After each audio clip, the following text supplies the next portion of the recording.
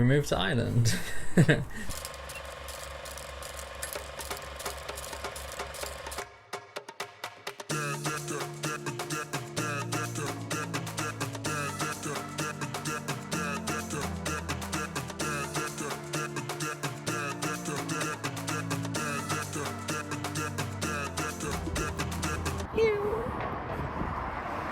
It all started when we were just wee ones. We were born with an inherent desire to travel. When you date someone, you need to make sure that your paths line up, that they're parallel to each other. This is one of the things that lined up for us, is that we both wanted to travel, we both wanted to move overseas at some point. Traveling really began to become a big characteristic of our marriage. We would just kind of travel where we were. We'd take every opportunity to try something new or see something new, and thus began, I guess, the journey. We always knew we wanted to move overseas, but weren't really sure where. In March 2022, we decided we were going to move to Ireland. We could do this because I was able to get my Irish passport through my great-grandparents on my mom's side. Because my grandmother got her passport before my mom was born, my mom got her passport before I was born, and therefore I could get my passport. On our first anniversary, we booked our one-way, non-refundable tickets to Ireland. That was all of the money that we had saved to that point, and we spent the next few months selling everything, taking on whatever jobs we could get, and saving as much as possible to leave our home. So on the 20th of January, we arrived here. Or, more specifically, here.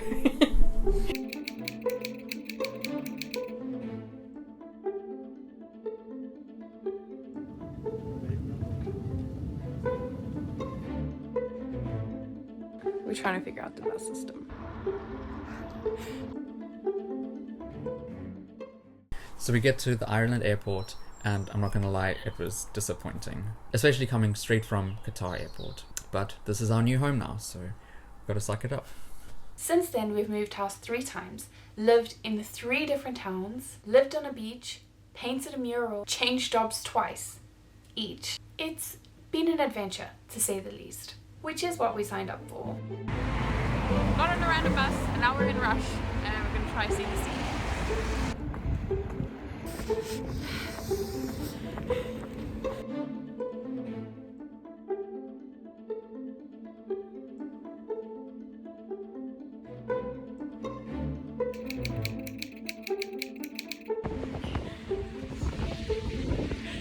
There's the blue sky. And it's pouring with rain. Oh. Where do you think it's going to?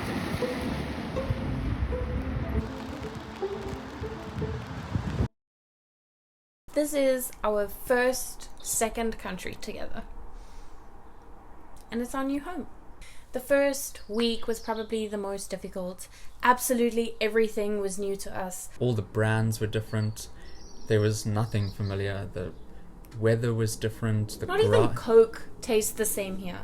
There was no comfort in anything familiar at all. There was no familiarity.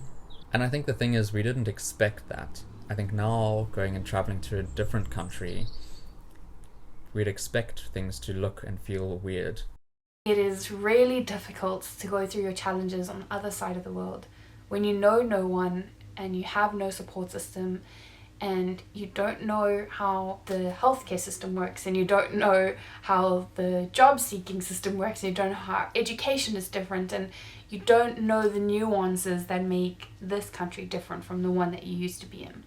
And we're lucky because we're in an English speaking country and we speak English. I can't imagine how much more difficult it is to do it in a language that you don't know. And I have the most respect for people who do that. It is hard and it's foreign and it's lonely, but it's also wonderful.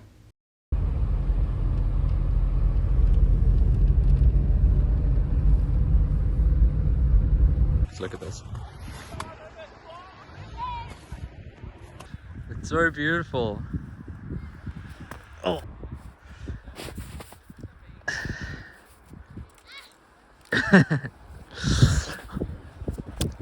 Oh, you missed. That's my face. What? gonna lie in the snow.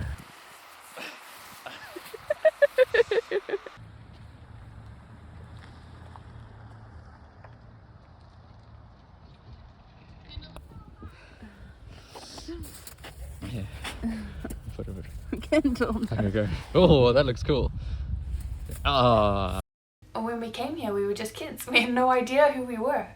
And to try and figure out who you are on top of trying to figure out your place in a foreign country just adds another layer of complexity to self-identity. But I'm sure that coming through that, it'll be a much richer identity than I ever could have had staying in the place where I grew up my whole life. Because you're growing up, moving house and making friends and buying bedding and celebrating promotions and experiencing all of young adults figuring out life, but somewhere where you're also figuring out a whole lot of other things. I think it's probably one of the most magical things to immigrate while you're young. You get to experience life growing up for the first time in a way that you never would have imagined is possible before. Even though we're living in a country that is pretty similar to English South African culture, there are these nuances that come out that remind you that you are in fact on the other side of the world, living in a country that's culture goes back further than we have written records. The first town we stayed in was built around a round tower that was built in the 10th century. That's 900 years before South Africa even became a country. The more I go out and I look for magic in Ireland, the more I find it.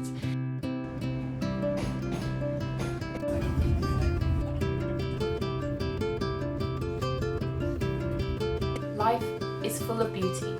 Notice it. Notice the bumblebee, the small child, and the smiling faces.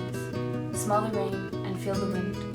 Live your life to the fullest potential and fight for your dreams. Ashley Smith.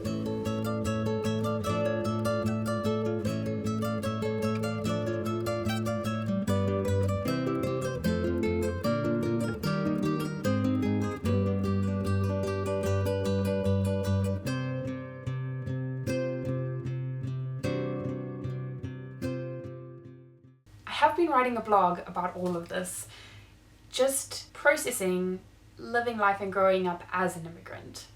It is linked in the description. And so now we're here in Ireland.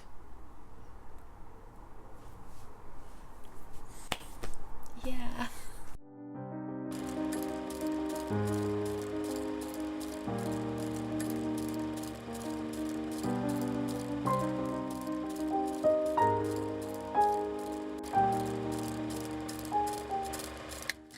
Like and subscribe.